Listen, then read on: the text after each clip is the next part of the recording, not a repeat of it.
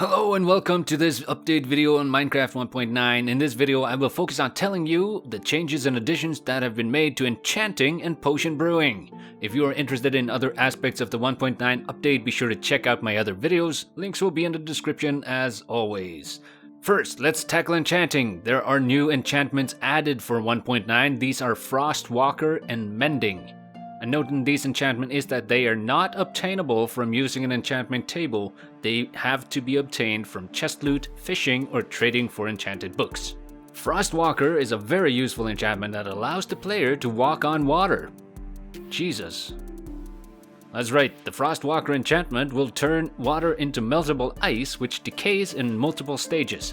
It does not work on flowing water, so don't expect to walk up any waterfalls. You'll have to resort to old-fashioned swimming for that.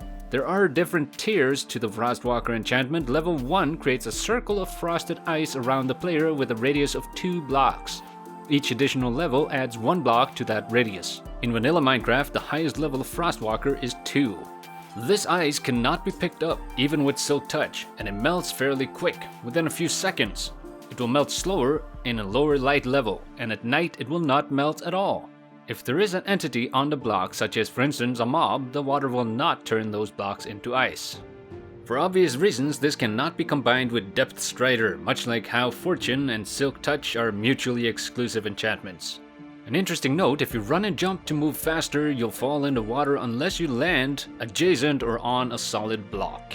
The other so-called treasure enchantment is Mending, as I said, and this will be a very coveted enchantment. If the player is holding an item with the Mending enchantment while picking up experience points, the experience points will be spent on repairing the tool, rather than going on the experience bar.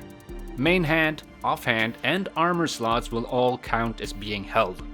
If multiple of the items that are held has the Mending enchantment, one of them will be chosen at random for each XP orb collected. The rate at which it repairs is 2 durability per XP point.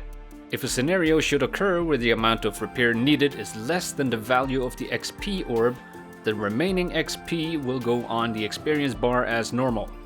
Without going into too much detail, I'll mention that for existing enchantments, sharpness and protection has been slightly nerfed. Protection enchant bonuses are linear and not quadratic, while each sharpness level adds less of a damage boost than before.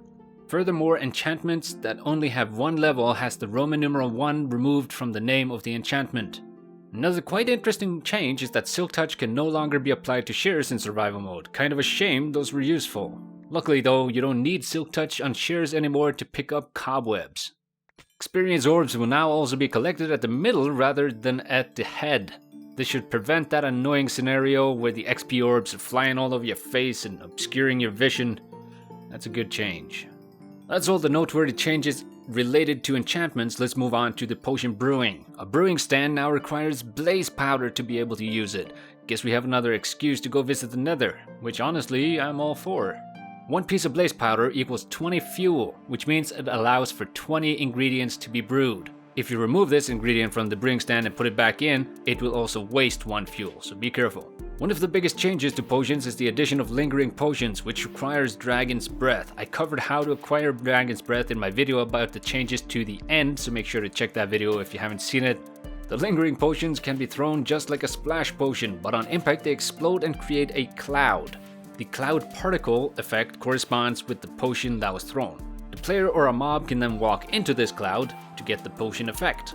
I can see this being quite useful in a multiplayer setting or even as a line of defense. After all, they can be shot from a dispenser. You can make lingering potions from all regular potion types. An interesting addition that I don't think a lot of people are aware of is the water splash potion.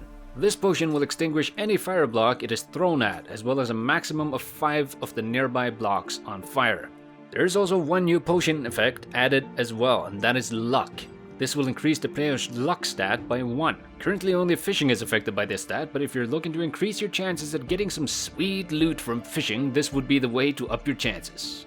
Unfortunately though, there currently exists no way of crafting this potion, so you'd have to cheat if you want to get it in survival mode.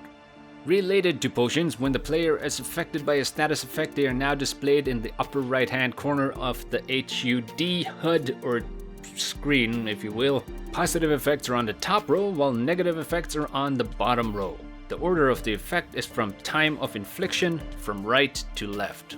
When the effect is running out, they will start blinking. The faster they blink, the less time is left, and eventually they'll fade away and disappear. This is a great way of keeping track of how long is left on your potion effects. At the end, a few minor changes. Some existing potions have been nerfed, reducing their effect time, such as Extended Potion of Poison, Extended Regen, and Poison 2. Potion of Strength has been changed from 130% bonus to a flat damage boost of +3. Potion of Weakness has changed from 0.5 reduction in strength to a damage modifier of -4. Glowstone Dust and Redstone can no longer be added to Extended or Tier 2 potions.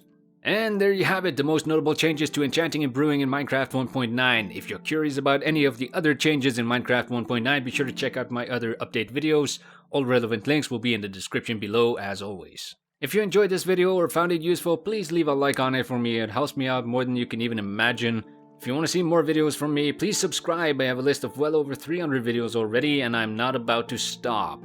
I love creating videos, be sure to check them out. I thank you all for tagging along and watching this video. If you want to see more videos like this, be sure to let me know in the comments. If you have any questions related or unrelated to this video, ask away, I'm not shy. Well, maybe a little. And as always, I've been the General. Thank you all for watching. At ease.